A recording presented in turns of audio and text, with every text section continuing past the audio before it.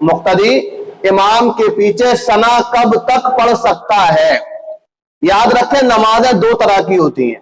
एक नमाज वो होती है जिसमें इमाम साहब जोर से किरात करते हैं, जिसको जहरी किरात कहा जाता है।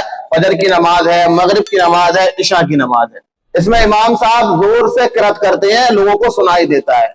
बकिया दो नमाजें हैं, जोहर की और असर की, इसमें आहिस्ता किरात होती है, यानी सिर्री किरात होती है। दोनों का हुक्म अलग अलग है। अगर नमाज चल रही है जहरी, यानी इमाम साहब जोर से किरात कर रहे हैं, तो सना उस वक्त तक पढ़ने की इजाजत है जब तक कि इमाम साहब किरात शुरू ना कर दें। बात समझ में आ गई?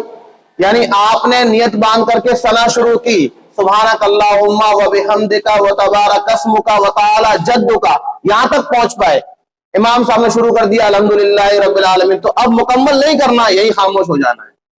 बात समझ में आ गई? यही खामोश हो जाना है। और अगर पूरी हो गई तो बेहतर है।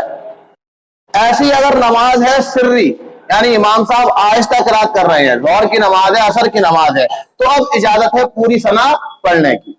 जब तक पूरी सना ना हो जाए, आप खामोश होने की इजाजत नहीं है। पूरी सना पढ़ सकते हैं, भले ही मुंह में इमाम साहब ने किरात शुरू कर दी। बात समझ में आ गई? तो ये सना पढ़ने का मसला था।